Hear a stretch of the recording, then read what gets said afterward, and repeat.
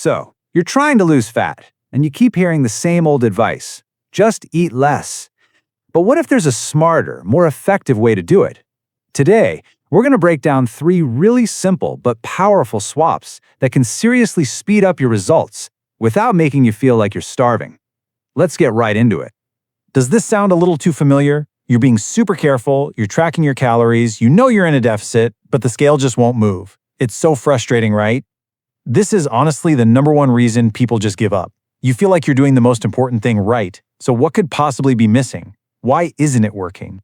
Well, here's the secret. Being in a calorie deficit is, of course, absolutely essential for fat loss. That's the price of admission. We can't negotiate with science on that one. But it's not the whole story. The quality of your food, the timing of your meals, and how full those meals make you feel. These are the hidden levers that can totally change the game, speed up your progress, and honestly just make the whole process feel a whole lot easier. Okay, let's jump into our first swap. This one is all about making your calories work harder for you. We're talking about upgrading from processed stuff to whole foods. Just think about a choice you make every day, like your breakfast. Swapping something like sugary cereal for rolled oats or white bread for a good whole grain bread. It might seem like a small thing, but your body treats these foods in completely different ways.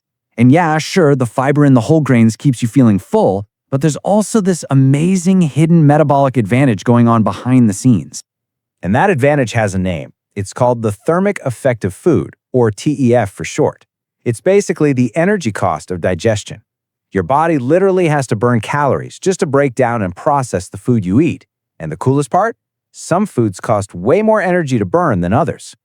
Now, this is where it gets really interesting. One study actually compared a processed meal, think white bread and processed cheese, to a whole food meal with whole grain bread and real cheddar. The result? It was incredible. The whole food meal required almost 50% more energy to digest.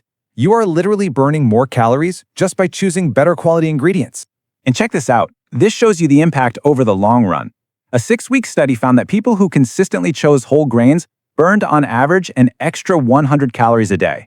Now, that might not sound like a ton, but it's the same as adding a 10-minute jog to your day every single day without any extra effort. It's like a free metabolic boost. All right, let's move on to our second swap. This one isn't about what you eat, but when you eat it.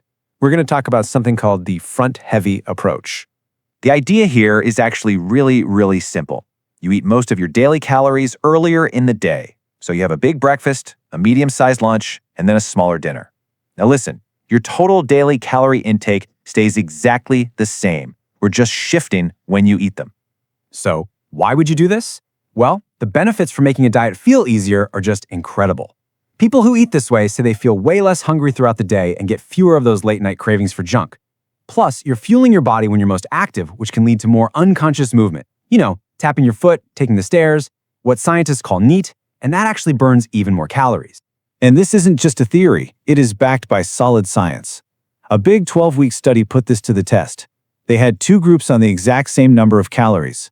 The group that ate a big breakfast and a small dinner lost significantly more weight and inches off their waist than the group that did the opposite. The takeaway here is huge. Meal timing can really make a difference. Okay, on to our third and final swap. This one is all about tackling the biggest enemy of any fat loss plan, plain old hunger. The secret is to strategically choose foods that make you feel fuller for longer, so you can actually stick to your plan without it feeling like a constant battle. And the tool we're going to use for this is called the satiety index. It's basically a scientific ranking of how well different foods shut down your hunger signals, calorie for calorie.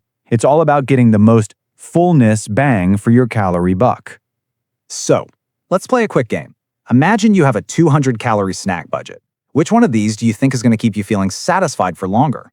And the winner by an absolute landslide is the boiled potato. Can you believe it? Boiled potatoes actually score higher on a satiety index than almost any other food that's been tested. For the same 200 calories, they will crush your hunger in a way that white bread could only dream of. This is a total game changer for controlling your appetite.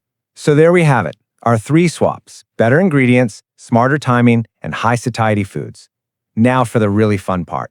Let's build a daily blueprint to see how all these ideas come together in a real day of eating. So here's what that looks like. We kick off the day with a big breakfast of protein pancakes. That hits swap number 1 by using whole food oat flour, and swap number 2 because it's our biggest meal. For lunch, some grilled salmon, asparagus, and our secret weapon, the boiled potatoes. That's swap number 3, maximizing how full you feel. Dinner is lighter, lean chicken and veggies, which locks in that front-heavy principle from swap 2. And even the dessert is strategic. A Greek yogurt parfait is packed with protein, satisfies your sweet tooth, and keeps you full.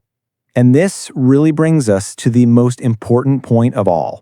You know, the best fat loss plan isn't the most extreme one. It's the one you can actually stick to without being miserable. A calorie deficit is the science, but these 3 swaps, that's the art. There are tools to help you manage hunger, boost your energy, and make your deficit feel sustainable, not like a punishment. Consistency is what gets results, and these swaps make being consistent so much easier. So I've got a question for you. Which one of these swaps feels like the easiest one for you to start with? Are you going to upgrade your ingredients, try that front-heavy approach, or maybe focus on more filling foods? Let me know your plan in the comments below. I'd really love to see what you're going to try. Thanks so much for watching.